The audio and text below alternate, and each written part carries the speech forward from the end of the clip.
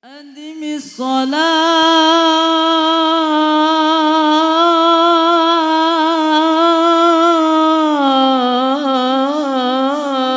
على النبي Muhammad.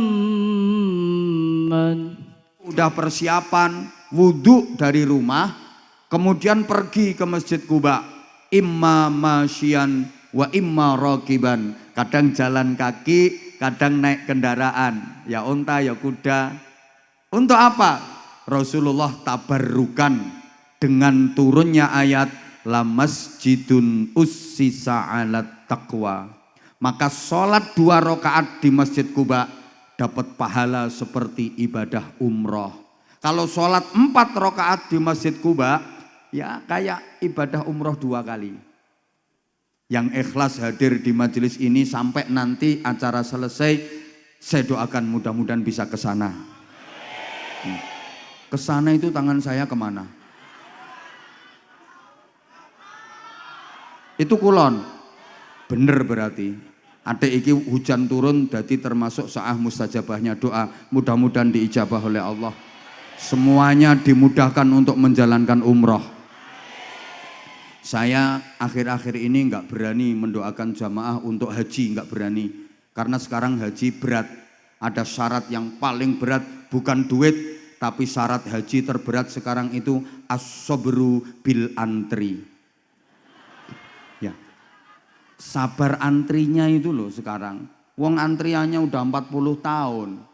Lah kalau panjenengan sekarang umurnya 60, daftar sekarang, ikut reguler, berangkatnya 40 tahun lagi, berarti umurnya sampean wis 100 tahun. Tekan pora.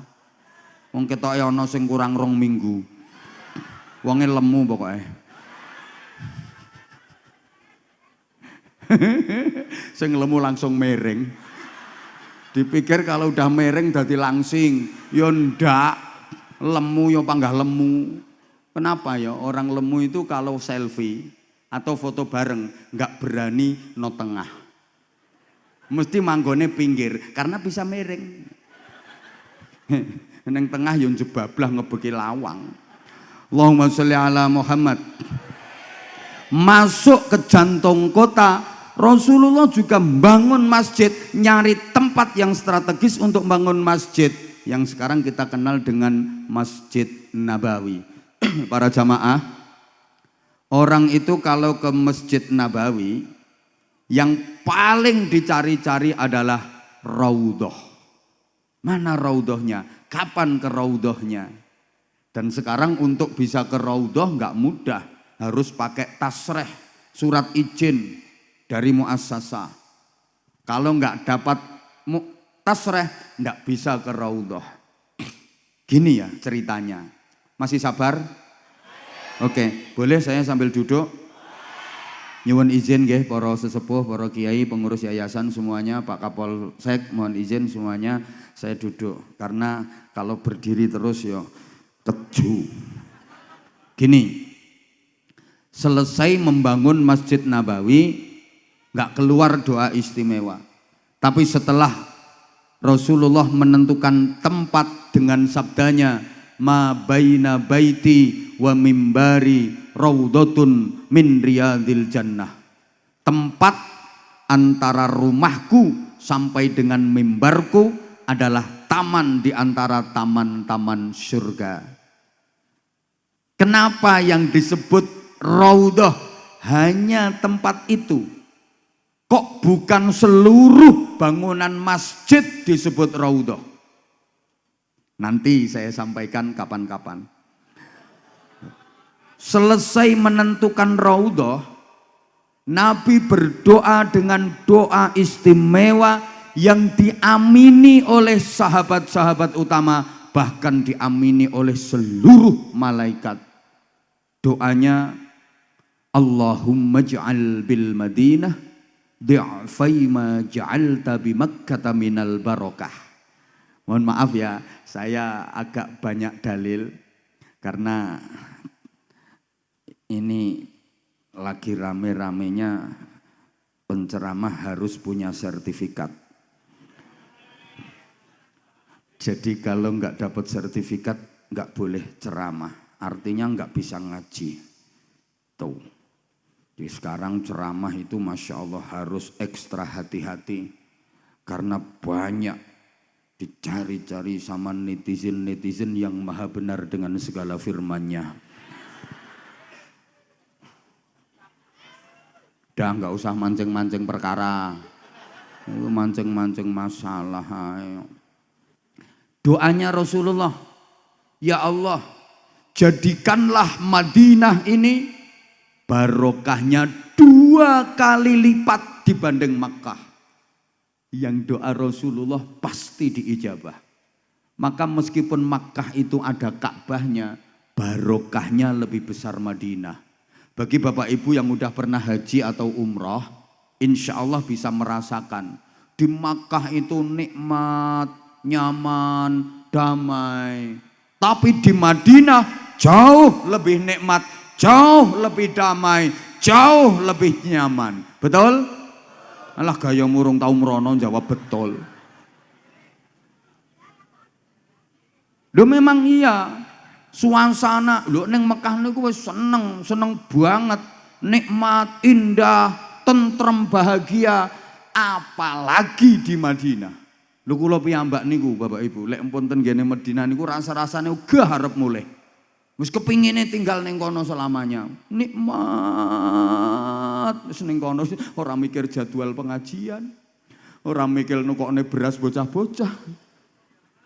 Nikmatnya luar biasa. Duh, Mekah punya Ka'bah, iya, Madinah punya Rasulullah Muhammad sallallahu alaihi wasallam. Loh, kenapa Madinah lebih besar barokahnya daripada Mekah? Mekah itu simbol amal, Madinah simbol ilmu. Amal dengan ilmu lebih utama ilmu. Al-ilmu bila amalin yakun, wal amalu bidunil ilmi la yakun. Itu kok mantuk-mantuk ngerti artinya pora? Enggak ngerti artinya, malah bingung kayak penceramah. Ilmu tanpa amal tetap jalan, tetap ada. Tapi amal tanpa ilmu enggak sah, enggak diterima.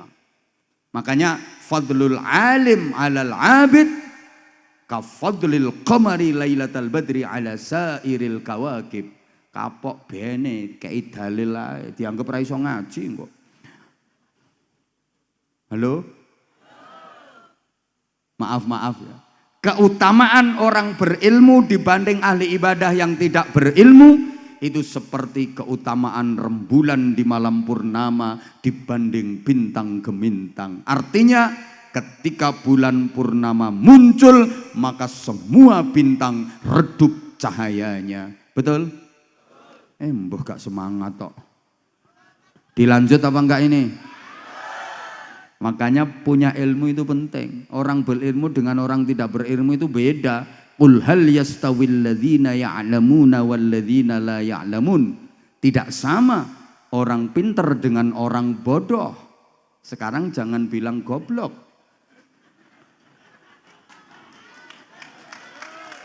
Bodoh saja. Wong pinter karo wong oon, padahal oon ya padha karo goblok. Ndak sama. Apanya yang ndak sama? Ya semuanya ndak sama. Gayanya ndak sama. Orang pinter itu gayanya pantes. Lihat orang-orang pinter itu kalau bergaya pantes. Foto pantes, selfie pantes. Orang pinter, orang bodoh maunya bergaya tapi jadinya lucu. Jalannya enggak sama. Orang pinter itu kalau jalan dikawal.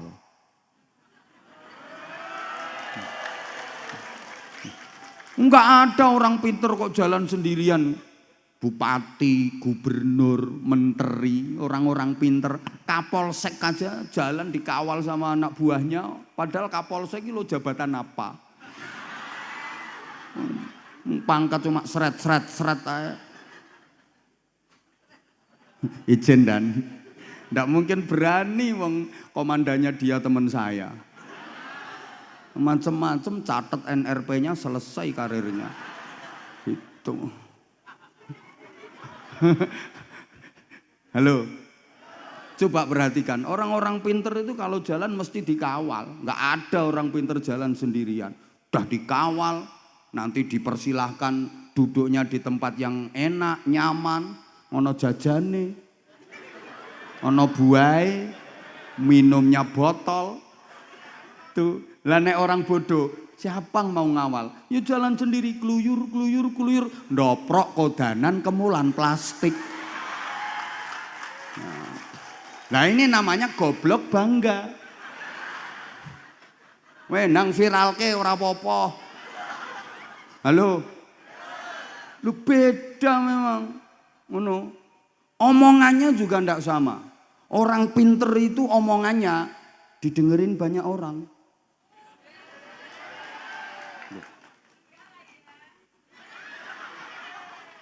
Coba rapat. Kalau yang usul, yang ngomong orang pinter, semuanya diem, klep, cep, ndak ada yang cemluwit.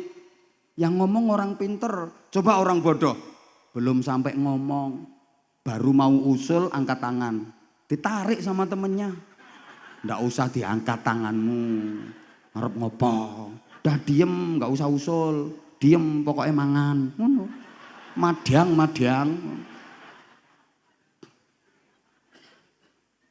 Bahkan maaf, ambune wae ora podo. Orang pinter itu ambunya sedep. Orang bodoh ki tengik-tengik penguk piye ngono model. Ndak sama. Orang pinter sama orang bodoh itu. Loh apalagi ibadahnya jauh. Wong tidurnya aja nggak sama. Naumul alim khairun min ibadatil jahil. Tidurnya orang berilmu lebih baik daripada ibadahnya orang bodoh. Kenapa? Lah, orang berilmu itu kalau tidur pakai ilmu, dia tahu ilmunya tidur, maka tidurnya bisa bernilai pahala. Sedangkan orang bodoh melakukan ibadah, tidak tahu ilmunya. Baca Qur'annya juga nggak sama. Ayatun min alim khairun wa ahabbu ilallah min juz'in wahidin minal jahil. Orang alim baca Quran 1 ayat itu lebih baik dan pahalanya lebih banyak daripada orang bodoh baca 1 juz. Orang pinter, kan yang di panggung ini pinter, baca 1 ayat itu pahalanya lebih banyak daripada orang bodoh.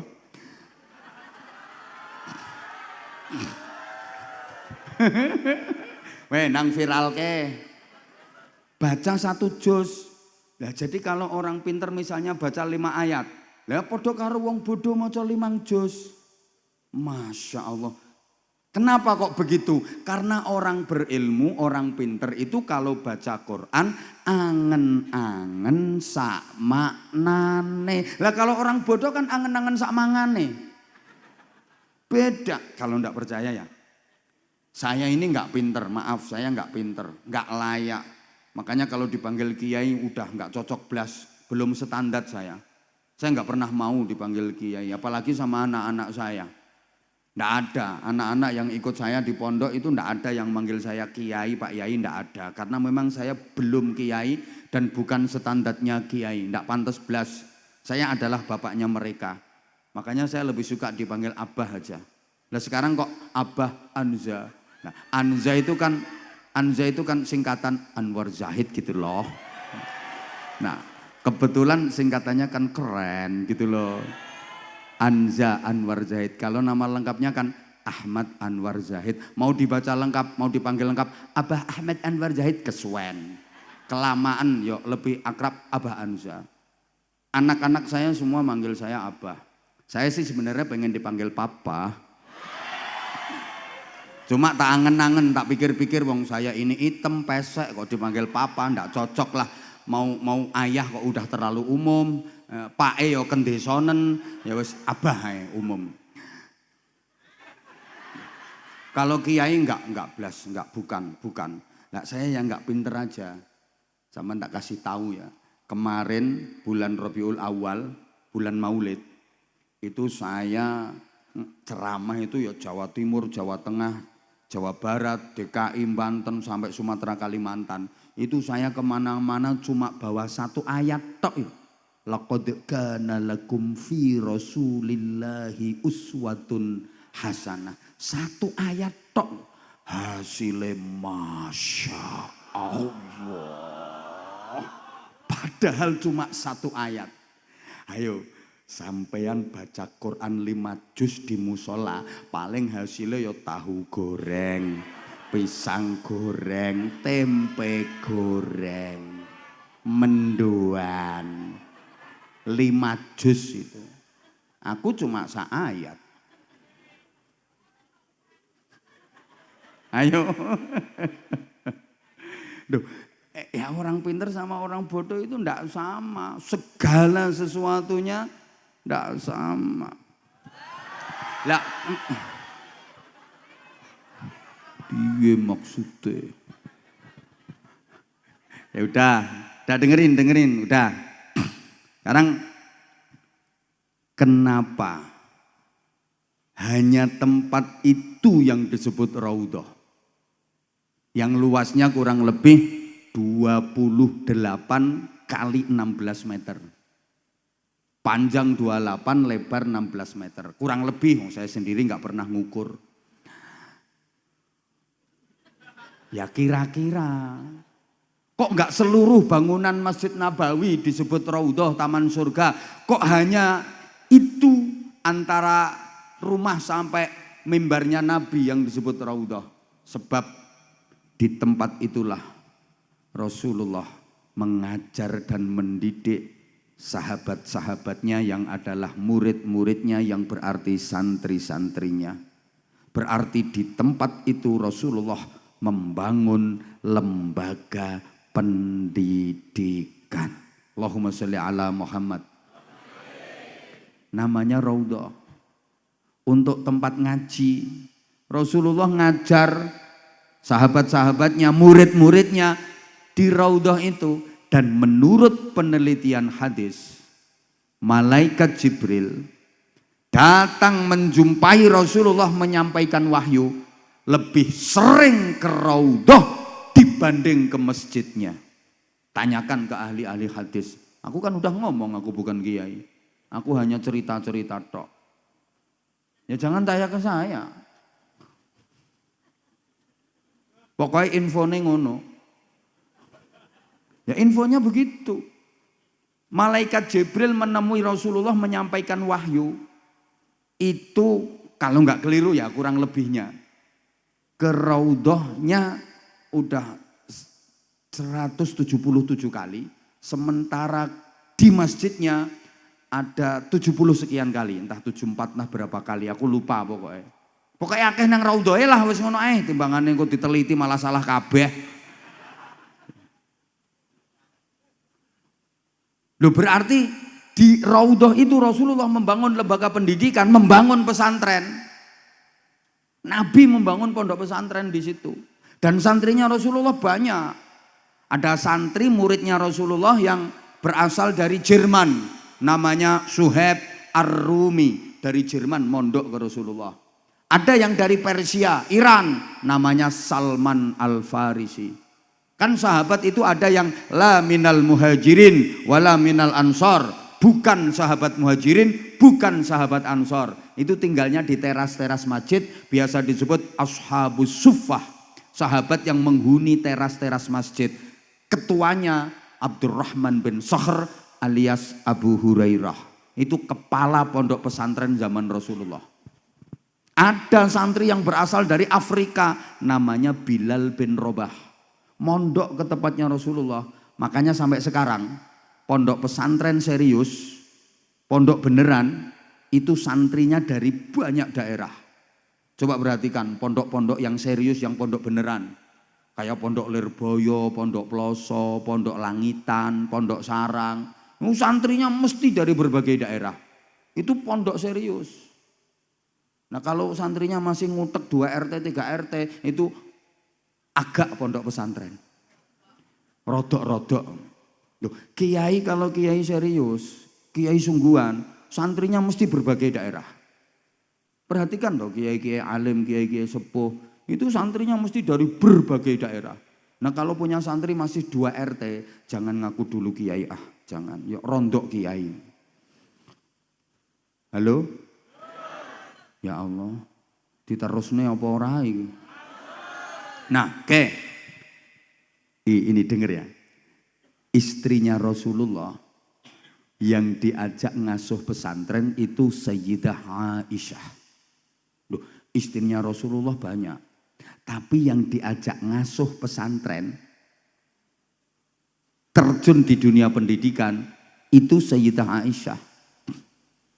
Makanya Nabi menyatakan, inna ahabban nisa ilayya Aisyah, wa inna ahabbar rijali ilayya abuha. Wanita yang paling aku cintai itu Aisyah. Laki-laki yang paling aku cintai itu ayahnya Aisyah, Abu Bakar Siddiq. Kenapa Sayyidah Aisyah paling dicintai oleh Rasulullah? Apakah karena beliau cantik? Ternyata bukan. Bukan karena kecantikannya. Memang Sayyidah Aisyah itu cantik luar biasa. Dah cantik, pinter, cerdas, jenius, brilian, berakhlak mulia, perawi hadis, cantik pula. Kalau di sini kayak mana ya? Misalnya ya, sebentar. Izin Kapolsek ya. Kesempatanku nek ngene iki tok kok yo. Nah, cantiknya kayak mana ya? Sebentar. Oh, kayak tuwek yo ngacung. Gak ngono sok Aisyah kok ngono. Entar mana ya? Ndak ada. Loh, bukan berarti orang Kedung Banteng ini nggak cantik-cantik ya, cantik-cantik sih. Tapi kalau dibanding Sayyidah Aisyah, sorry ya, kamu nggak level tahu. Bukan karena kecantikannya, tapi karena apa? Ya karena Sayyidah Aisyah itu ikut terjun di pendidikan. Istri Rasulullah yang paling banyak meriwayatkan hadis Sayyidah Aisyah, betul? Sama ora paham yo bene yo wis ngomong betul, nyonge ben lega, betul? Nah, kalau gini kan kelihatan oonnya. Anyel. Nah, udah tak ringkes saya saiki. Waktune iki. Rasulullah nggih ngajar para sahabat, kemudian para sahabat mengajar tabi'in. Tabi'in ini muridnya sahabat. Dari sini dikatakan farubba muballaghin au amin sami'in. Banyak orang yang diomongi lebih bisa menampung ilmu dibanding orang yang mendengar secara langsung. Saya ulang, banyak orang yang diomongi itu lebih bisa menampung ilmu dibanding orang yang mendengar langsung. Yang mendengar langsung dari Rasulullah, para sahabat. Kemudian tabi'in diomongi sama sahabat. Maka kalau kita teliti, disiplin-disiplin keilmuan itu banyak yang lahir pada masa tabi'in. Ilmu nahwu itu lahirnya di masa tabi'in. Ilmu tafsir ada mulai di masa tabi'in. Ya Allah, kaya ora dong ngono diomongi. Sedih aku ngene iki. Loh, zaman sahabat tuh nggak ada ilmu nahwu. Pernah dengar Abu Bakar Siddiq bicara soal tamyiz, bicara soal maf'ul mutlak, mubtada, khobar? Nggak ada. Itu mulai zaman tabi'in. Allahumma sholli ala Muhammad. Maka guru dikatakan sukses itu kalau punya murid yang reputasinya bisa melebihi gurunya, itu guru sukses. Kiai dikatakan sukses kalau punya santri yang kapasitasnya bisa lebih hebat daripada kiainya, itu kiai sukses. Makanya ciri utama kiai itu akan merasa bangga, bahagia ketika punya santri yang lebih hebat daripada dirinya. Tidak ada kiai takut disaingi santrinya. Kalau takut disaingi atau apalagi takut kalah sama santrinya, berarti bukan kiai itu. Ono kiai kok wedi disaingi santrine, yo mboten kiai. Saya yang bukan kiai saja, kalau punya murid, maaf, terpaksa tak sebut murid. Di sekolah-sekolah itu lagi lomba kok menang, dapat juara. Masya Allah, bangganya luar biasa. Orang tua dikatakan berhasil dan sukses kalau punya anak yang prestasinya lebih hebat daripada orang tuanya. Itu orang tua sukses.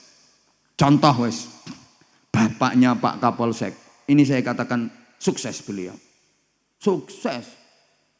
Bapaknya Pak Kapolsek itu bukan polisi. Polisi bukan dan. Bukan, saya tahu. Bukan polisi. Makanya saya bikin contoh. Gitu loh. Bapaknya beliau, maaf izin dan ya. Orang biasa, gitu dan ya. Tapi punya putra jadi polisi, kapten. Ajun Komisaris Polisi. Jadi Kapolsek. Berarti bapaknya Pak Kapolsek hebat, sukses. Lah Kapolseknya hebat apa enggak? Ya tunggu, anaknya bisa lebih hebat daripada bapaknya apa enggak? Kalau anaknya beliau jadi Kapolres, minimal kombes lah anaknya, sukses beliau. Lah nek bapaknya Kapolsek, anaknya kok belantik wedus. Berarti gagal.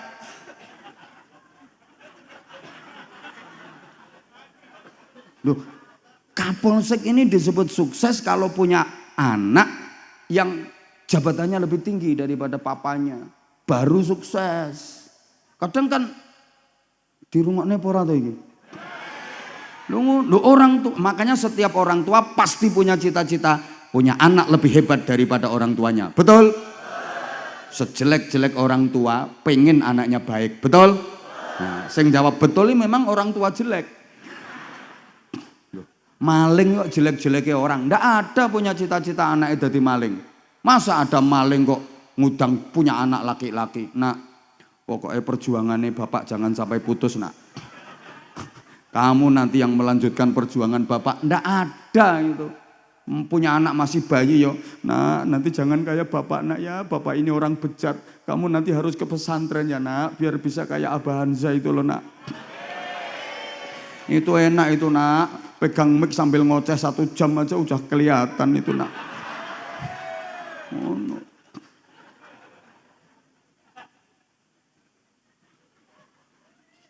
Mbah Yai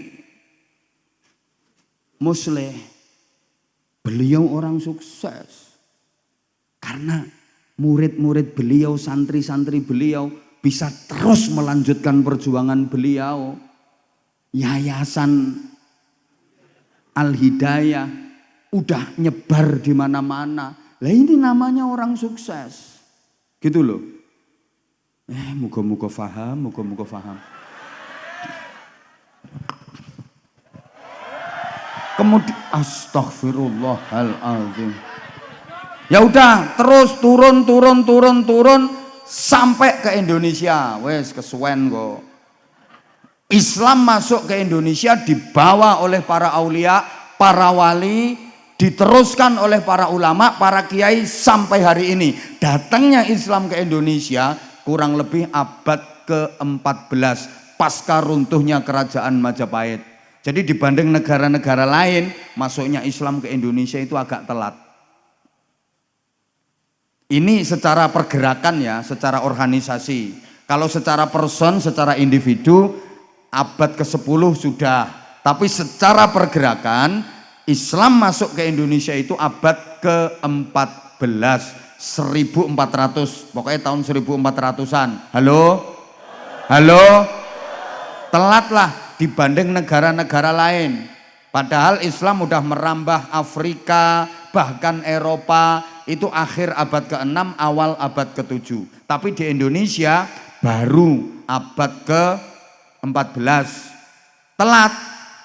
Makanya ini jadi budaya masyarakat kita, acara apa saja wajib telat. Ada kiai diundang ceramah jam 9, datangnya jam 10. Loh.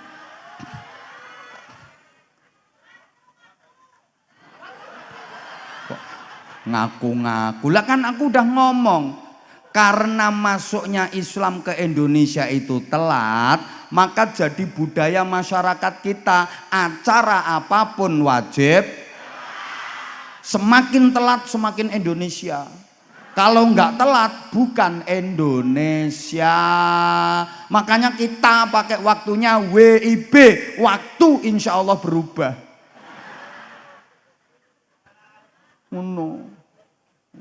Agenda schedule-nya ceramah jam 9, ternyata datangnya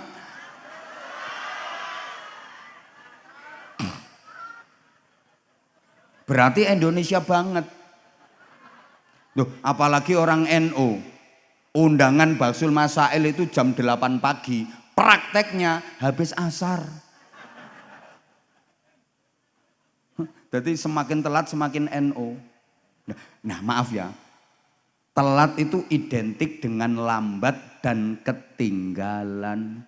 Makanya Indonesia ini apa-apa ya ketinggalan. Konsolidasi ilmu pengetahuan ketinggalan, konsolidasi budaya ketinggalan, ekonomi ketinggalan, olahraga. Wong sepak bola baru kelas Asia Tenggara ngono koyo wis dunia.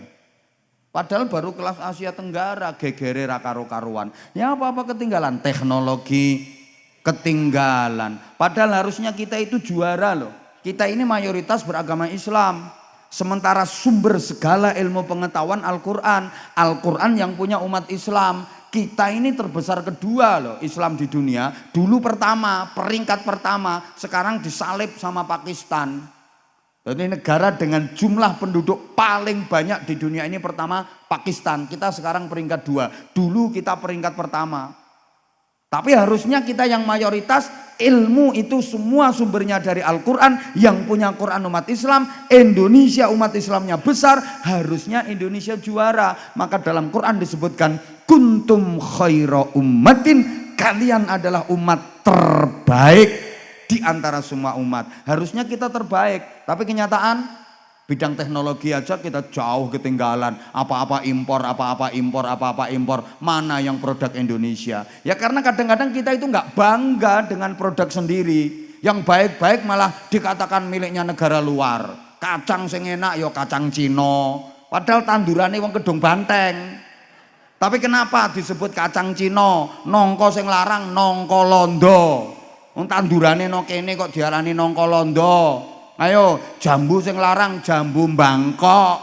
Tandurane wong Purwokerto kok diarani jambu Bangkok. Apel sing larang apel Australia, anggur Amerika. Jajal, kunci sing kuat kunci Inggris. Rumput kuat rumput Jepang. Lah sing wae wong Jawa apa? Gula Jawa ndelewer kaya curek kuwi. Anyel aku ngene. Kenapa sih yang baik-baik dikasihkan negara luar? Kita harus bangga dong dengan produk kita sendiri, negara kita sendiri. Makanya saya kira teknologi apa-apa Jepang, apa-apa Jepang, apa-apa Jepang. Coba kalau nggak percaya, yang kesini pakai motor, Yamaha, Jepang, banter, Yamaha, Honda, Motorola, Toyota, Suzuki, Kawasaki, Mitsubishi, Gudeg Jogja. Wajik Magelang, Megono, Kalongan, Wingko, Babat, Soto, Lamongan. Jadi gak kuntum khaira ummatin, tapi kuntum ummatan badokan lillahi ta'ala.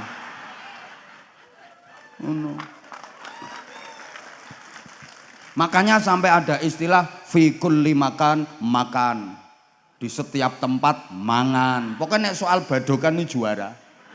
Apalagi Purwokerto, manusianya kullu syai'in qalu.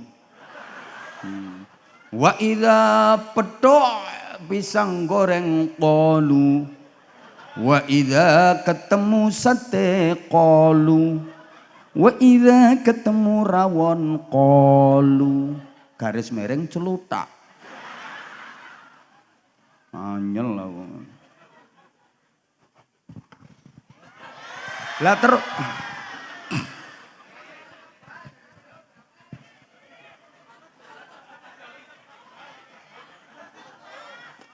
ya wes kok copot-copot gitu loh. Engko pertamane kok nyopot jam, liyane kok nyopot liyane. Awale copot jame, suwe-suwe kok copot liyane. Kok sarung? Ora mikir dalemane. Ah, mbok Nah, Islam dibawa ke Indonesia oleh para wali. Sistemnya niru Rasulullah melalui pesantren. Iya, Sunan Ampel, Maulana Sayyid Rahmatullah bikin pesantren di Ampel Denta, Surabaya. Loh santrine yo macem-macem kayak santrinya Rasulullah. Santrine Sunan Ampel ada yang putranya sendiri, Maulana Makhdum Ibrahim. Kemudian hari menjadi Sunan Bonang. Ada Sayyid Qasim, kemudian menjadi Sunan Derajat, putranya sendiri. Ada santri yang putranya ulama terkemuka waktu itu, Maulana Ishaq, namanya Sayyid Ainul Yakin, Raden Paku, yang kemudian menjadi Sunan Giri. Ada santri yang dari kerajaan, putra kerajaan Sriwijaya, Raden Husain, kemudian menjadi Adipati Terung. Ada santri yang putra kerajaan Majapahit, Raden Hasan atau Raden Fattah, kemudian menjadi Sultan Demak Bintoro. Bahkan ada santri yang mantan berandalan, Raden Syahid Berandal Lokojoyo, kemudian menjadi Sunan Kalijogo. Loh ini bukti ya. Berarti berandalan nakal, kecekel kiai, kepegang kiai, jadi wali. Julukannya Sunan Kalijogo. Tapi kalau yang megang bukan kiai bahaya, bisa-bisa jadi Sunan Jogo Kali. Tukang mancing. Tuh. Berjuang di tengah-tengah masyarakat, membentuk madrasah, yayasan, dan seterusnya. Bahkan di masa penjajahan, para ulama yang mampu membakar semangat juang masyarakat. Allahumma sholli ala Muhammad. Mengobarkan semangat perlawanan melawan penjajah. Itu ya para ulama, para kiai. Ya mayoritas Indonesia beragama Islam kok. Tanpa mengurangi rasa hormat saya kepada saudara saya yang beragama lain.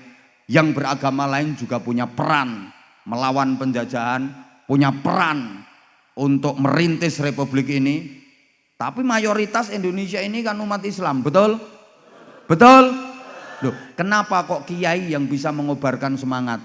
Karena masyarakat kita itu manutnya sama kiai. Kiai itu semacam menjadi ikon di tengah-tengah masyarakat. Banyak problem keumatan selesainya pada tingkat kiai. Allahumma sholli ala Muhammad. Oh, masyarakat kita itu ada apa-apa larinya ke kiai kok, betul? Punya anak nakal ya kiai. Pak Kiai nyonge nyuwun berkahe, putrane nyonge niki nakale 17 derajat. Minta didoain, akhirnya didoain sama kiai. Waras nakale. Sini tak sowok. Sowok sama, ngerti di sowok? Sini apa namanya?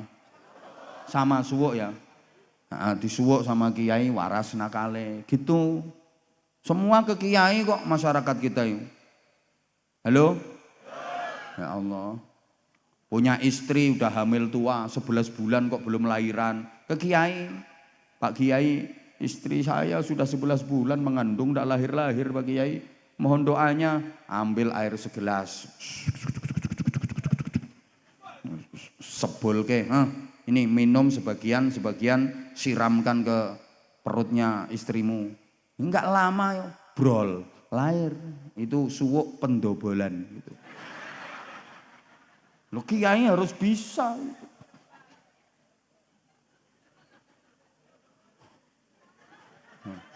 Kiai sakit ya ke kiai. Kiai saya sakit gigi, kiai sakit gigi. Cenut sini disowok. Bismillahirrahmanirrahim. Godhong pari, godhong waluh. Ora mari tambah abuh. Tapi sembuh kan gitu. Utang numpuk datang ke kiai. Kiai, utang saya banyak, kiai. Mohon doanya supaya lunas, kiai. Dah gampang. Bacakan ayat kursi 1000 kali tanpa nafas. Mas, lunas sak wong-wong ya. Tuh. Punya istri cerewet itu loh datangnya ke kiai. Yai istri saya cerewet banget yai. Minta doa. Jadi njaluk donga sing kena nggo bungkem cangkeme wong wedok. Akhirnya sama kiai dikasih. Padahal kiai ini baru aja diomeli istrinya. Kiyaine lagi bar diunek-unekke bojone. Ngono ku ana wong njaluk donga ya dikeki. Mbah mandi mbah ora sing penting kan oleh gula. Bacakan ini loh. Summum bukmun umyum fahum la yarji'un. Loh itu kan suwan cangkeme kirek ya iki. Jere kiyaine padha wae. Dadi wong wedok cerewet iki padha karo lah suwane lo padha. Dulu gitu, sekarang maaf. Sekarang kiai mulai ditinggalkan masyarakat. Ya toh? Sekarang punya anak nakal, nggak ke kiai, ke psikiater. Kiai gak laku. Anak nakal sekarang nggak ke kiai orang-orang itu, ke psikiater, kiai rapayu. Utang numpuk, nggak ke kiai sekarang, koperasi simpan pinjam atau ke bank. Lah karena masyarakat udah tahu kiai dhewe utange akeh. Guyumu kok kaya ngece ngono modele.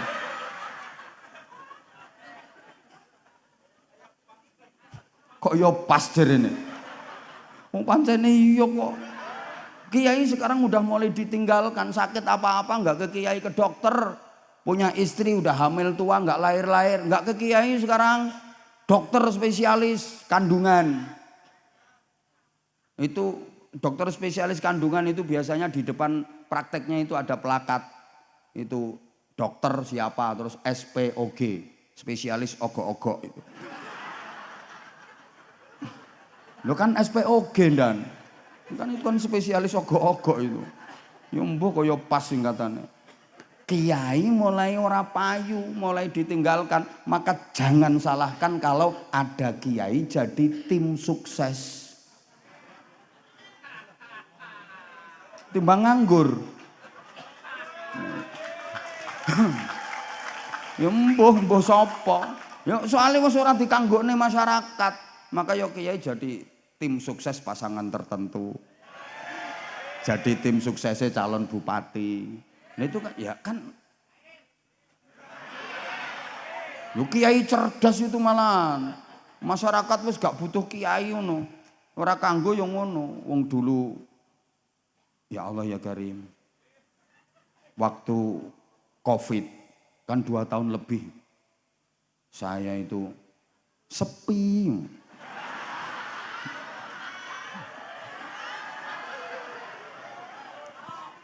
Padahal jadwal tiap hari itu 3 minimal. Kalau nginep ya estafet itu 4 sehari. Hampir tiap hari. Wong saya libur sebulan itu paling cuma 2 hari 3 hari. Sehari 3 jadwal. Kena corona 2 tahun lebih. Sepi. Lah cancel semua jadwalnya. Terus gimana? Lah saya punya ingon-ingon. Anak santri dan di pondok. Udah 2.500 lebih makan semua. Aku mikir.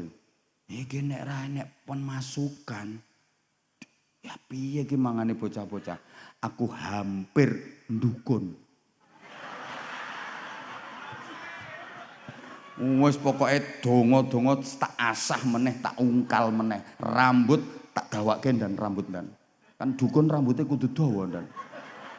Rambut wis tak panjangin, wis donga-donga tak ungkal kabeh. Loh, dukun di Indonesia ini prospeknya cerah.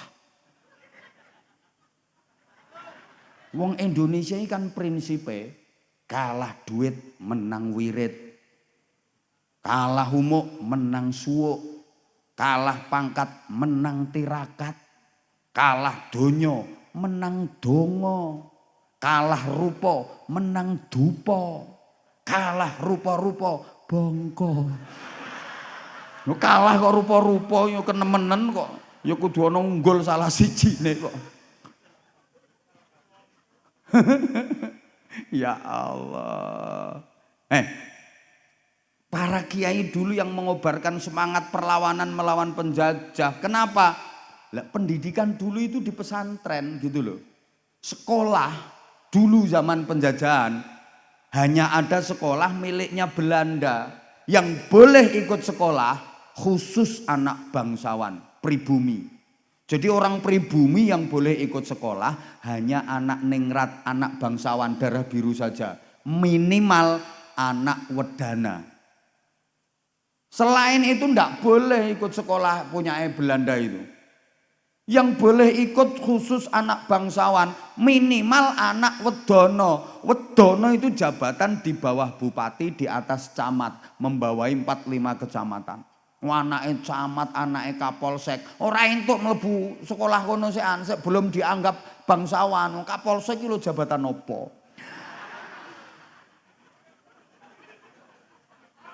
Masih rendahan. Tuh. Loh, saya kan cerita zaman penjajahan dulu. Gitu loh. Sekarang ae Kapolsek gayane.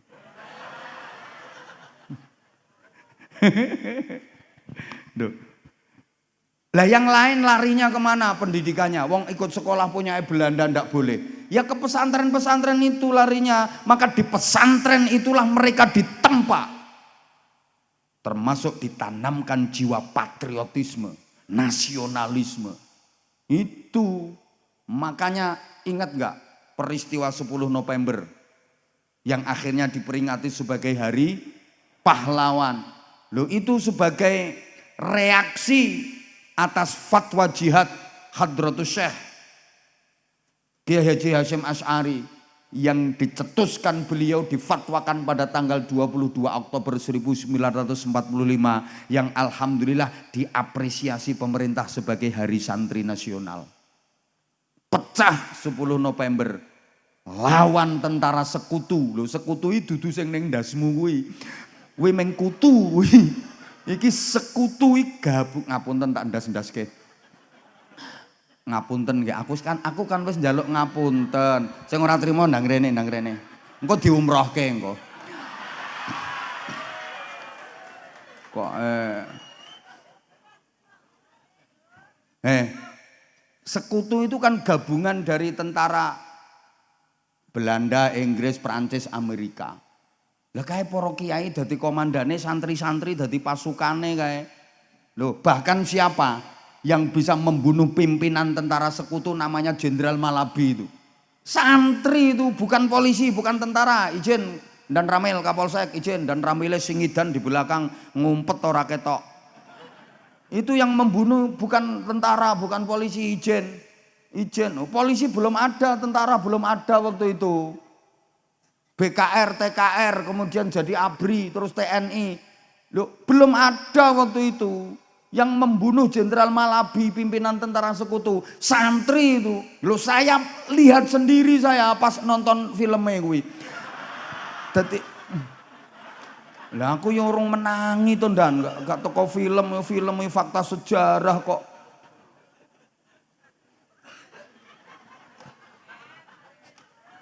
Kok iso angel wong gampange ngene kok angel. Lah ya aku ngerti ku ya teko film kuwi. Tapi film kan fakta sejarah. Itu santri itu yang membunuh. Makanya para pendiri bangsa ini, itu pendiri republik ini banyak yang pendidikan karakternya dari pondok pesantren. Makanya pahlawan nasional niku kathah lho kiai-kiai. Pangeran Diponegoro, kiai alim itu. Purwokerto ya?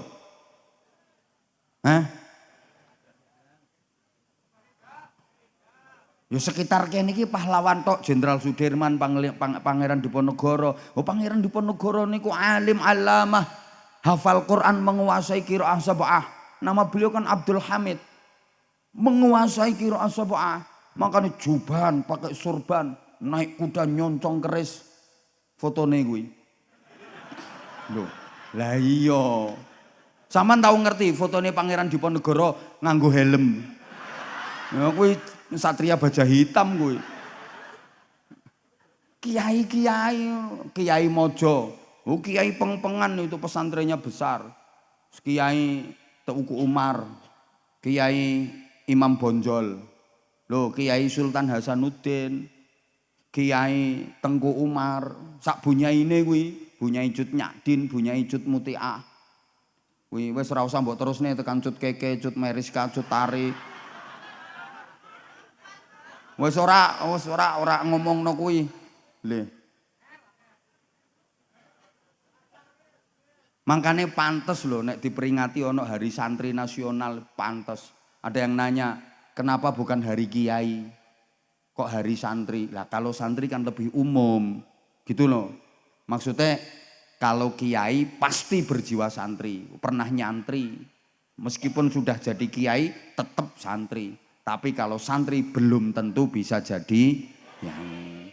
Makanya ada hari buruh, tapi kan nggak ada hari juragan. Nggak ada, karena semua juragan rata-rata pernah jadi buruh dulu. Tapi tidak semua buruh bisa jadi juragan. Gitu loh. Ada hari peringatan hari anak, tapi nggak ada peringatan hari orang tua. Setiap orang tua pernah jadi anak. Kan hari ibu, bukan hari orang tua. Oh, pekok.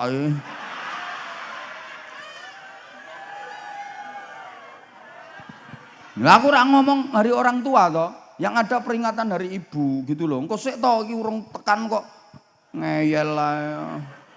Nang nesu taklone pekok wong padha pekoke ae kok.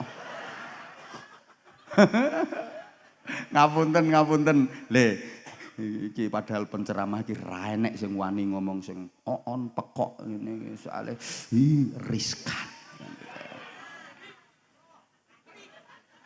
Rungokke saiki. Setiap orang tua pernah jadi anak, tapi anak kan nggak tentu jadi orang tua. Kadang belum sampai jadi orang tua sudah mati. Ngono lho. Dulu ada peringatan dari ibu, nggak ada peringatan dari ayah. Belakangan ada peringatan dari ayah. Lapo ayah melu-melu. Wong ayah ini kan cuma panitia. Penanam saham tok lho. Harusnya yang layak itu ibu. Kenapa? Setiap ayah terlahir dari ibu. Tapi ibu kan tidak terlahir dari ayah. Makanya ibu kalau kerja lagi hamil boleh ambil cuti hamil. Tapi ayah nggak boleh ambil cuti menghamili. Kok cuti? Ya menghamili kok. Nggak boleh. Semuanya lagu. Gini le. Terus astagfirullahaladzim. Ini yang rewel-rewel pengen berlama-lama sama aku, maaf, rumahmu mana sih? Nanti aku mampir ke rumah kamu. Tak ceritain nanti, kebayang nggak ya? Kebayang nggak kalau misalnya aku ke rumah kamu. Terus aku duduk di kursi ruang tamu kamu yang nyuguhin minum ke aku. Kamu duduk di samping aku terus kita ngobrol. Kebayang nggak? Ora mungkin. Lah ngopo aku neng omahmu? Ngipi ya.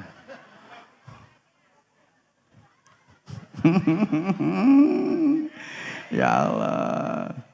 Ya Allah. Enggak sih, cuman aku seneng kok. Aku seneng banget. Kalau enggak seneng aku enggak datang ke sini. Insya Allah bahagia malam ini ketemu wajah-wajah penuh kreditan. Jadi setidaknya kan aku bisa melupakan sejenak bahwa kamu punya hutang yang belum beres gitu. Betul nek ra betul ora tak omongke. Lah ini inget nggak? Ya nggak inget wong ono disuruh inget. Wong belum disampaikan kok udah enggak. Insya Allah. Ini Bapak Pendidikan Nasional Ki Hajar Dewantoro. Itu pas di awal-awal kemerdekaan pernah menghadap Presiden Soekarno. Itu dimintai saran. Apa saran Bapak? Sampai ndak ngerti kan? Hujan tiba-tiba reda aja. Sama ndak ngerti kok. Apanya yang udah capek? Astagfirullahaladzim. Itu namanya nggak menghargai doa kiai. Tuh. Saya tadi banyak diem merenung itu, ya Allah, terang ya Allah, terang ya Allah, perlahan-lahan, gitu. Perlahan-lahan, ngono. Buktinya aku belum datang tadi kan hujan terus. Siapa ngomong kebetulan?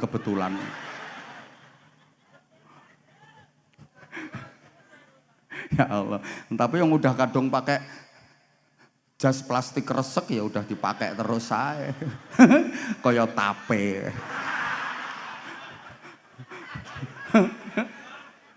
Kari ngekei ragi ya. Insya Allah. Ya dibela-belain kayak gini hujan-hujan ya Allah, Masya Allah.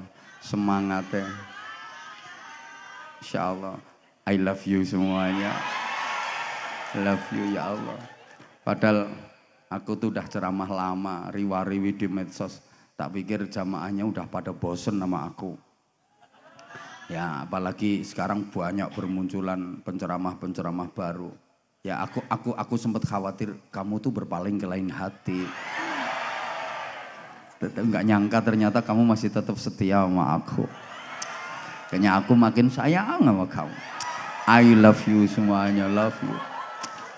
I love you. Sing tuwek ra usah. Tuwek melu kisbah. Gila nih ya. Aku mancing yang muda-muda. Tua melu.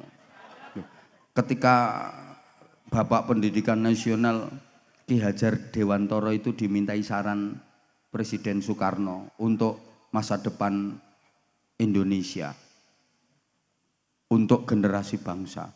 Saran beliau, wahai Paduka Presiden yang mulia, sang proklamator, tolong jangan tinggalkan madrasah-madrasah, jangan dinomorduakan madrasah-madrasah, jangan meninggalkan pondok-pondok pesantren, karena cikal bakal berdirinya republik ini adalah dari lembaga-lembaga pendidikan agama.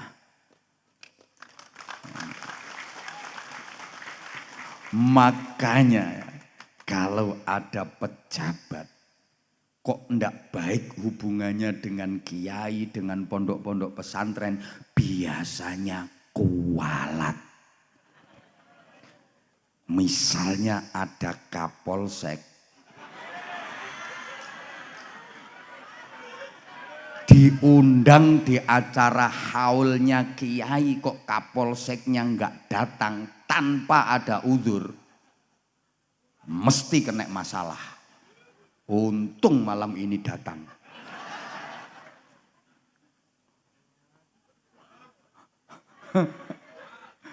Harus kuat, wong namanya kuat kok. Mosok di roasting ini ora kuat, ya aja dadi polisi nek ora kuat. Gua harus kuat. Udah jam 12 lewat. Gimana ini? Orang ngaji itu umumnya ya udah, berarti minta tambahan waktu. Ya udah, itu namanya lembur ya. Ya kalau tambahan waktu itu lembur. Nah, yayasan ini dibentuk itu mencerdaskan bangsa, sehingga karakter yang diharapkan itu bukan hanya IQ-nya saja yang hebat, tapi harus juga SQ, EQ-nya. Jadi intellectual quotient, emotional quotient, sekaligus spiritual quotient. Understand? Hujan mana?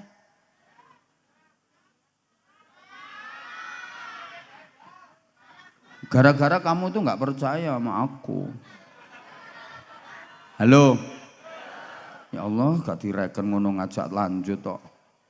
Ini lo udah jam 9, udah tengah malam sayang. Aku sih maunya juga berlama-lama sama kamu. Wes kadung teles.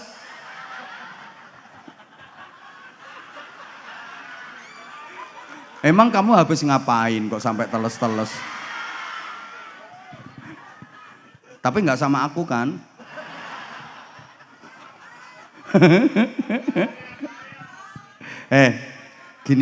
Gini loh, ulama itu bukan hanya keilmuan saja, bukan hanya man lahu ilmun syamilun, bukan hanya kompetensi di bidang ilmu pengetahuan saja, tapi juga harus wa'arifun bimasalihi man haulah, mampu menjadi solusi dari problem keumatan, bisa menjadi solusi dari masalah-masalah yang terjadi di tengah-tengah masyarakat, disikapi dengan adil, arif, dan bijaksana. Karena ulama itu sekaligus rijalul ummah, pemimpin umat. Allahumma sholli ala Muhammad. Nih, mimpin umat itu tidak mudah. Lebih mudah mimpin santri. Karena santri meskipun puluhan ribu mesti manut sama kiainya. Enggak ada santri berani sama kiainya. Kiainya nyuruh ke selatan, puluhan ribu santri pasti ke selatan semua. Enggak ada yang berani ke barat, ke timur, ke utara. Karena di pesantren itu ada lembaga tertinggi yang paling ditakuti, namanya Departemen Kualat. Tapi mimpin masyarakat susah. Apalagi masyarakat Kedung Banteng. Jangankan satu desa, 10 orang aja itu loh susah.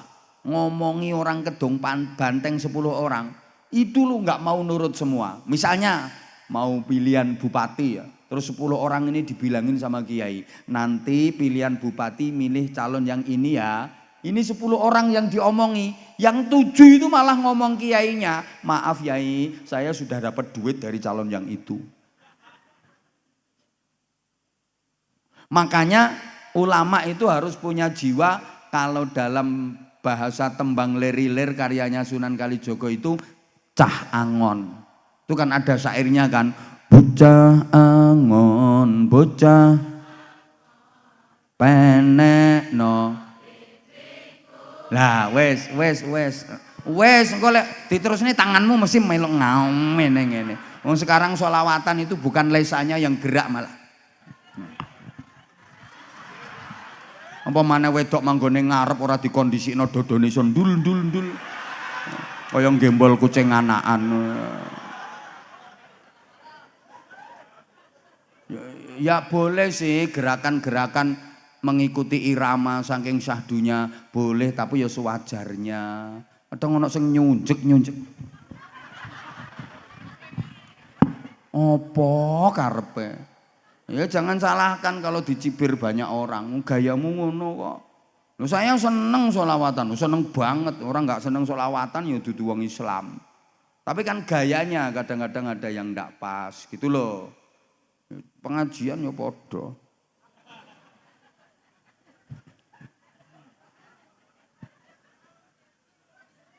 Harus punya jiwa angon, ar-ra'i. Nah, angon itu mengetutkan, mengintili itu loh, mengintili. Loh ini bagian dari sukses dakwahnya. Kenapa penjajah gagal? Belanda itu di Indonesia bukan hanya menjajah ekonomi, tapi juga menjajah akidah. Mereka juga menyebarkan agama loh. Tapi agama yang ditawarkan Belanda nggak laku. Karena strateginya yang salah. Lah para wali ini akulturasi budayanya keren. Jadi merangkul masyarakat dengan budayanya, kemudian disisipi dengan nilai-nilai Islam. Karena masyarakat kita itu dulu suka gendeng-gendeng. Halo? Loh para wali menciptakan tembang-tembang itu sampai sekarang. Tembangnya disisipi nilai-nilai agama. Terciptalah gendeng-gendeng gereh. Semacam cublek-cublek, seluku-seluku, gundul-gundul, turi-turi. Loh sampai sekarang masih hafal. Enggak langsung semua dikasih Allah Ta'ala qala sallallahu alaihi wasallam. Enggak. Kadang medianya itu pakai gendeng-gendeng seperti itu. Karena masyarakat kita dulu sukanya itu. Gitu loh. Akhirnya masyarakat simpati, seneng. Enggak dikit-dikit haram, bid'ah, syirik. Andaikan seperti itu enggak laku di masyarakat kita. Allahumma sholli ala Muhammad. Bayangkan coba, ini Kanjeng Sunan Derajat itu punya santri dibilangi, kamu jangan kalah sama kodok ya. Maksudnya apa? Loh kodok itu aja selalu ngaji sama Allah. Masa iya? Loh itu kalau habis hujan lihat itu di kali-kali itu, kodok-kodok pada ngaji. Bareng didengerin ternyata bener. Habis hujan deres itu kan sungai-sungai itu penuh air. Itu kodok-kodok itu pada ngaji. La in syakartum la azidannakum wala in kafar. Oh, kodoknya pindah rene. Kodok jilbaban. Loh. Coba gitu. Yusabbihu lillahi ma fis samawati wa ma fil ard. Itu diimplementasikan oleh makhluk yang bernama bebek. Loh, jenengan dengernya bebek itu suaranya kan padahal itu baca tasbih nih. Subhanallah, subhanallah, subhanallah, subhanallah. Saiki tak tirokne wer wer wer wer wer wer sulastri sulastri sulastri sulastri wer wer sumiati sumiati sumiati wer sunarse sunarse sunarse wer wer wer wer supiah supiah supiah wer sulikah sulikah sulikah. Loh, Sunan Giri itu dawuh ke santri-santrinya, contohlah lebah dikongkon tiru tawon. Lo tawon itu selalu berzikir hidupnya apa ya? Iya tawon terbang itu denger kupingmu kan padahal itu dia berzikir Allah Allah Allah Allah Allah Allah Allah Allah Allah Allah Allah Allah Allah. Kalau nggak percaya pegang satu tempel nih kupingmu dengerin itu. Engkau lewat diintop cetet ya Allah zikir itu gitu loh. Ya masa kalah sama sapi? Sapi aja kalau habis dapat nikmat dia langsung bersyukur. Kasih makan, kasih minum, bersyukur itu sapi. Alhamdulillah. Apa? Persis. Ini tak sampluk salon. Di persis-persis kayak gitu. Loh, wong Jawa ki ilate kaku meh muni Arab. Kayak Arab kalimah syahadah ora iso digawe jamus kalimah sada. Niku karepe kalimah syahadah. Arep ngunekke syahadatain dua kalimah syahadat. Kangelan lho muni syahadatain dadi sekaten. Ki ora sembarangan kuwi. Iki ngrangkul masyarakat. Mbah-mbah kita itu dulu juga sudah kenal sama Tuhan. Ada namanya sembahyangan. Nyembah marang Sang Hyang, manggone ning sanggar pamujan. Lah iki ben akrab karo telingane mbah-mbah kita. Para wali enggak menyebutnya sebagai sholat, tapi disebut dengan sembahyang. Tempatnya bukan musola, tapi langgar, biar dekat dengan kata sanggar. Orang ngawur. Angel lho golek kiai iso nerangno model ngene iki. Ora gampang, mulane ya pengen murah ya bojomu kuwi kon ceramah. Ngeyel ae kok ya. Lha ki lek arep mlebu desa iku dipasang gapura. Lha kuwi supaya masyarakat desa situ jadi pemaaf, guyub rukun. Gapura ki asline bahasa Arab, ghafura, maknane pemaaf. Ini masyarakatnya pemaaf, guyub rukun. Lah wong dong banteng mau ngucap ghafura repot gapura. Rumangsamu ngawur sembarangan ngono apa piye? Ngono lho. Syamir khairan fatrukil bagha. Cancut caliwondo melakukan kebaikan dengan semangat kuat, membasmi kemungkaran. Syamir khairan fatrukil bagha. Angel dadi Semar Gareng Petro kandhane kok ngono lho iki terus astagfirullahalazim. Lah ayo tahlilan lho. Dengan tahlilan ini tanpa sadar, secara tidak sadar, maaf ditanamkan jiwa nasionalisme. Wong tahlilan itu juga ekspresi dari Pancasila. Ngono lho, wong tahlilan ki Pancasilais. Kok iso? Ayo coba diurut. Pancasila kuwi silane ada berapa? Tahlilan ini ekspresi Pancasila, satu ketuhanan yang maha esa. Iku kan la ilaha illallah. Orang namanya tahlilan itu la ilaha illallah. Itu ketuhanan yang Maha Esa. Orang tahlilan itu paling banyak dibaca apa ya? La ilaha illallah. La ilaha illallah. Mantep wong berkatnya gede. Yang ngundang orang kaya. La ilaha illallah. La ilaha illallah. Nah, kalau berkatnya kecil ya. La ilaha illallah. La ilaha illallah.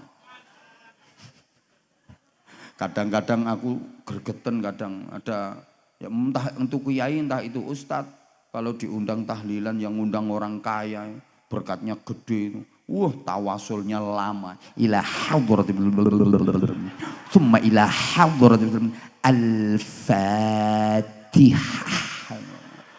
Musik belum selesai. Wa ila hadratil summa ila hadratil wa ila hadratil al-fatihah.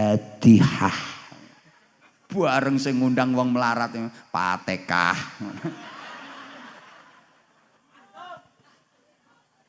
Gak tepak. 2, kemanusiaan yang adil dan orang tahlilan itu kemanusiaan yang adil dan beradab. Yang tahlil manusia, betul-betul memanusiakan manusia, adil, semuanya sama orang tahlilan itu. Sama, duduknya sama, tempatnya sama. Ini aja panitia yang modelnya kayak membeda-bedakan. Ini yang pejabat taruh di panggung, duduknya di kursi. Tuh yang kere-kere ndoprok-ndoprok itu.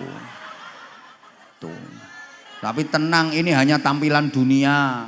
Hanya tampilan dunia, sepertinya yang di kursi, yang di panggung lebih mulia, lebih terhormat daripada yang ndoprok di bawah. Tapi dalam pandangan Allah belum tentu yang di kursi dan yang di panggung lebih mulia, lebih baik. Bisa jadi yang keplok-keplok dan doprok di bawah itu hakikatnya lebih jelek. Ngono. Adil dan beradab. Tahlilan itu beradab, adabnya bagus, akhlaknya bagus. Ketemu ya jabat tangan, rangkul-rangkulan, pakaiannya berukut nutup aurat, beradab. Pernah ngelihat jamaah tahlil ibu-ibu nganggo BH tok. Sampai nganggo cawet ngisor ngene. Kayak purel ngono. Ndak ada. Berukut, pokoknya gelem melu tahlilan mesti beradab. Ketemu nggak mungkin teman-teman jotos-jotosan, nggak. Jabat tangan, senyum, rangkul-rangkulan, maaf-maafan. Beradab, mau tahlilan beradab. 3, persatuan Indonesia. Orang tahlil itu bersatu, kumpul jadi satu. Bersatu orang tahlil. Masa tahlilan kok satu di sini, satu di sana, satu di sana? Ndak lah, persatuan kok. Gitu loh. 4, kerakyatan. Loh, rakyat tahlilan yang dipimpin oleh hikmat, yang mimpin kiai, bunyai, ustadz, ustadzah, hikmat.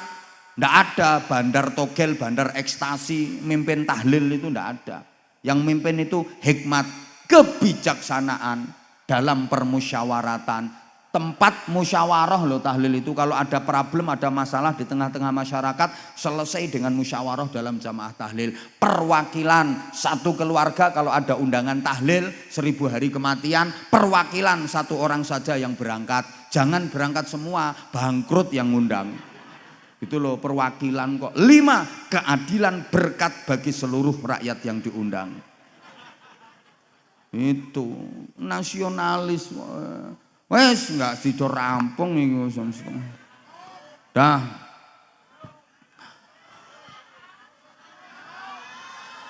Apa? Sarung. Emang orang sini denger sarung? Sarungnya cap apa? Emang sarung mangga itu mendunia. Coba aku pengen tak kasih. Ya udah nggak apa-apa. Ya udah itu yang udah kadung berdiri bawa poster itu. Wah, posternya, kaosnya. Ya udah nggak apa-apa. Mas operator tolong dikasih mic Mas. Kalau ada yang wireless ya. Kalau ada nggak mic yang wireless? Banyak ya. Minta tolong. Ayo. Dah. Minta dibantu panitianya mana? Atau sahabat Banser minta tolong. Tuh kasihkan ke mbaknya apa ibunya itu. Udah. Masya Allah. Sampai dibela-belain kaosnya ada fotonya aku.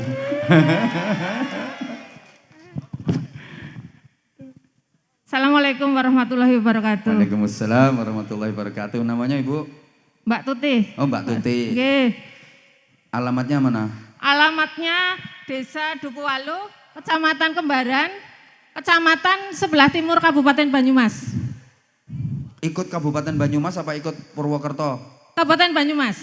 Oh, udah Kabupaten Banyumas. Nggih, sini Kedung Banteng juga Kabupaten Banyumas. Yang mana? Kecamatan Kedung Banteng tidak ikut Purwokerto tapi ikutnya Kabupaten Banyumas. Ini Banyumas. Nggih. Katanya Purwokerto. Nggih, karena kotanya Purwokerto. Kotanya Purwokerto. Kotanya Purwokerto. Nggih, ada 4 kecamatan. Ada 4 kecamatan. Nggih, kalau yang Kabupaten Banyumas ada 23 kecamatan. 27. Nggih, Oh 27. gitu. Nggih, betul. Masya Nggih. Allah. Ya udah, itu kok pakai kaos ada fotonya aku yang bikin Eh, siapa? Saya sendiri, Bah. Soalnya kemarin pernah pesen di Shopee tapi adanya pendek. Jadi saya pesen sendiri yang panjang biar enak. Yang nyablon siapa? Percetakan. Oh, percetakan. Nggih. Ya tadi katanya bikin sendiri. Maksudnya desain sendiri. Oh, desain Nggih. sendiri. Percetakan itu tulisannya apa? Mencintai tanpa mengikuti dusta, mengikuti tanpa mencintai hampa. Aku padamu, Pak.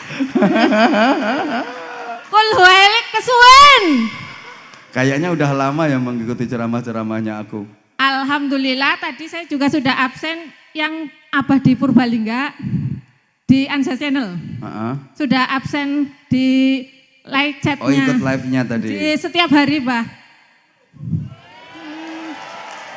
Berarti udah subscribe di channel aku. Sudah mengikuti IG-nya Abah Anza Official, kemudian Anza Channel, Anza Media, jadwal pengajian Kiai Haji Anwar Zahid dan yang lainnya. Aku loh padahal nggak ngerti. Nggih. Ya bener, aku itu kalau mau ngaji itu sering tanya anak-anak, besok ngajinya di mana gitu. Kalau besok saya belum punya jadwalnya Abah, tapi kalau yang tanggal 3 insya Allah Abah di Lumajang. Terus yang tanggal 4? Tanggal 4 belum, tanggal 5 saya ada tapi di HP, kemudian insya Allah nanti tanggal 6 Abah semoga sehat selalu. Amin. Bersama rombongan tindak umroh. Amin. Bersama Bu Nyai, Gus Mima dan keluarga dalam semoga dilancarkan perjalanan umrohnya. Amin, Masya Allah. Amin. Ini orang kalau ngefan bener ya kayak gini. Masya Allah. Aku mencintaimu dalam diam, sebab diam tak ada yang lain. Aku mencintaimu dalam sepi, sebab sepi tidak ada yang lain. Aku mencintaimu tanpa alasan, sebab satu-satunya alasan aku mencintai adalah kamu, Pak. Apal betul, keren,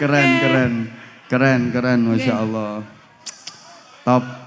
Nun sewu nggih Abah, karena Abah kan sering mengajarkan kalau kepingin cepat dipanggil haji atau umroh itu hendaknya nyangoni nggih, Bah. Iya. Tidak banyak. Betul. Yang penting nyangoni nggih. Betul. Dan saya niatkan untuk bulan ini sudah saya transfer ke Abah, nanti bisa dicek di rekeningnya Abah. Matur suwun. Itu kalau diniatkan untuk nyangoni umroh, insya Allah nggak lama lagi panjenengan akan dipanggil Allah menjalankan ibadah umroh. Insya Allah nggak lama lagi panjenengan bisa ziarah Makkah Madinah. Udah pernah belum? Belum, insya Allah nggak lama lagi. Amin. Insya Allah nggak lama lagi.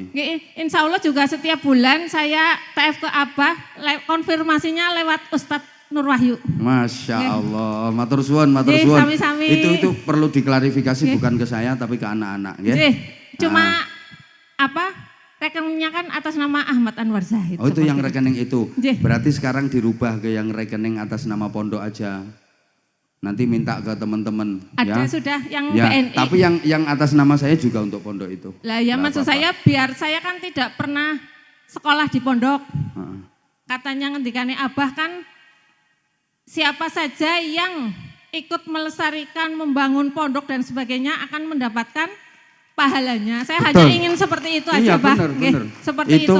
Itu bukan saya yang mengatakan. Rasulullah man jahaza faqad ghaza.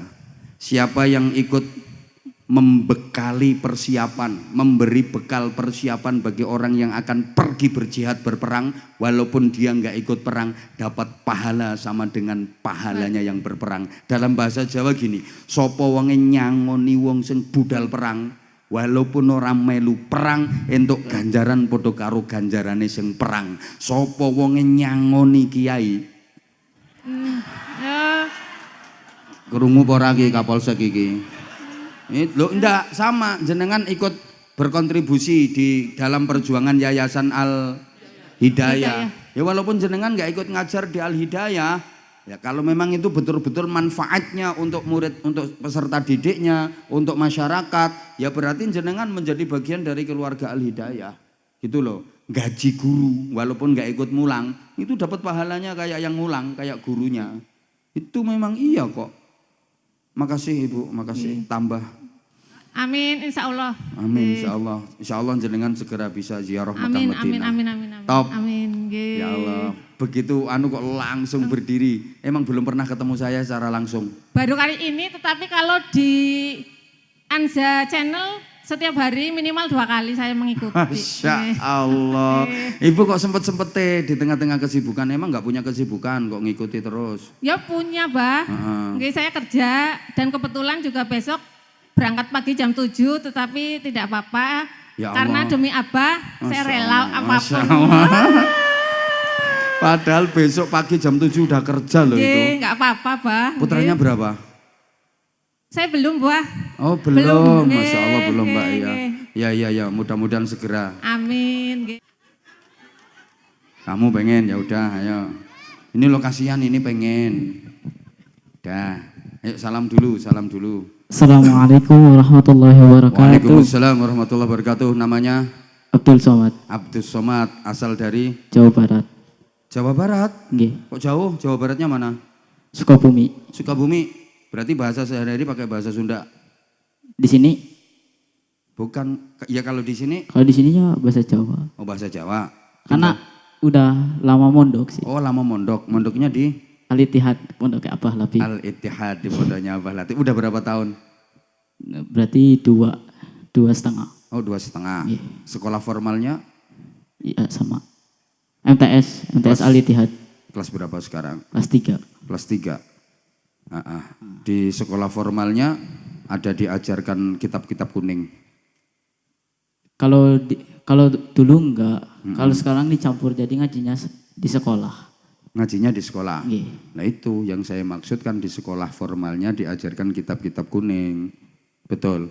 Yeah. Untuk kelas 3 MTS, kitab fikihnya apa? Banyak sih, ada Al-Yaqut An-Nafis. Terus? Tarhib wa Tarhib. Nahwunya? Nahwunya Imriti. Udah hafal? Belum selesai. Oh, belum selesai, nggak apa-apa, terus dihafalin. Lanjut sampai aliyah, lanjut terus ngajinya. Qurannya udah khatam? Enggak ngafalin Quran. Duh, bukan, maksudnya kan nggak ngafalin tapi kan tetap ngaji kan? Oh iya. Iya, udah pernah khatam berapa kali? Berarti kalau... Kok dari tadi pakai berarti ya? Ya mudah-mudahan hidupmu selalu berarti. Amin ya Allah. Kalau sama gurunya sih udah 2 kali. Kok kayaknya dari tadi kepingin banget maju. Kenapa? Yang mendorong untuk pengen maju apa? Apa? Diamanai sih. Hah? Diamanai. Diamanai sama siapa? Ada lah. Nah, ya terus. Berarti siap tampil udah. Nggih. Mau tampil apa?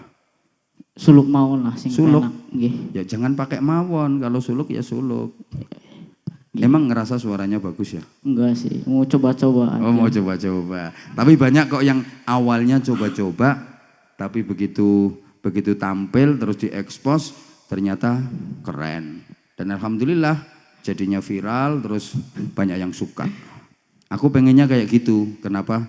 Saya sering, ini tak perhatikan yang anak-anak kok nggak begitu banyak ya. Biasanya yang sering saya tampilkan itu anak-anak, saya gali potensinya kayak gitu. Coba dengar suluknya kayak apa. Lebih bagus daripada vokalis itu. Bikin mereka jatuh mentalnya. Ayo coba. Apalagi di sini ada kiainya, ada abahnya. Jangan malu-maluin. Jadi deg-degan. Ayo coba. Allahumma salli wa sallim على سيدنا محمد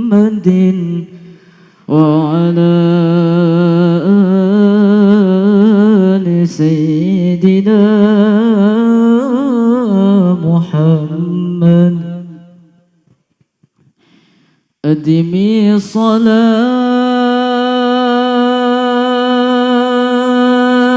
على النبي محمد فقبولها حتما بغير التردد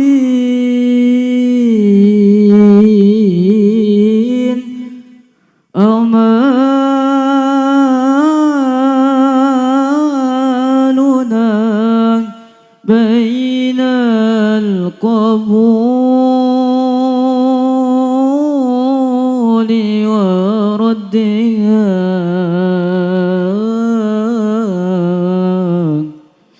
إلى الصلاة على النبي محمد أدم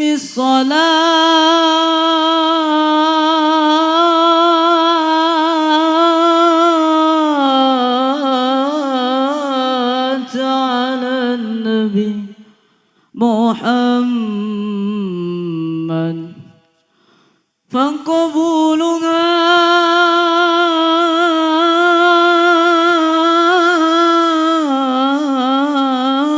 حتما بغير التردد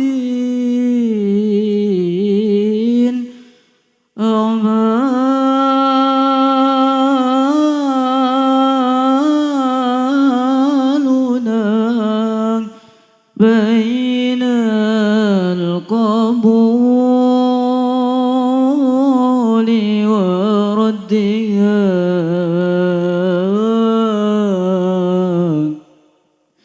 إلى الصلاة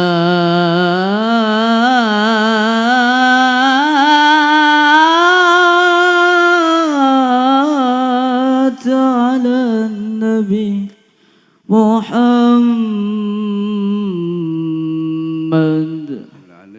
صلوا على النبي محمد Salli wa sallim alaih. biasa mohon ya. Dibiji-biji dewe. Bagus kok. Bagus. Makasih. Bahkan kamu nggak kelihatan ngoyo, nyantai, nggak kelihatan mangapnya, nggak kelihatan ngedenya, tapi suaranya bagus kok. Hanya Kakinya gemeteran. bukan hanya kakinya itu semua aku tahu sebenarnya. Makanya walaupun nggak spesial tak bilang bagus. Kenapa? Makharijul hurufnya, tajwidnya yang masih kurang pas. Ya namanya masih belajar kok. Saya suruh sama kayak kamu tadi nggak bisa saya. Nggak bisa, saya hanya bisa nilai. Loh, iya emang nggak bisa, aku nggak bisa. Nggak bisa. Terus mondoknya terus ya. Belajarnya terus, diasah terus. Mau sholawatan? Enggak usah lah. Kok kayak jatuh mentalnya? Lemas. Enggak, emang kamu nggak usah kayak gitu, udah lemes bawaannya. Makanya biar nggak lemes kan ya harus, pokoknya yang penting percaya diri. Tuh, percaya diri. Aku bisa. Apapun, semua potensi yang ada digali. Keren kok, bagus. Tepuk tangan. Sudah. Nah, gimana? Semuanya lo kasih aplaus ke kamu, karena saya suruh. Bagus kok. Kamu bisa nyanyi lagu Sunda? Bisa. Coba nyanyi lagu Sunda. Ayo coba.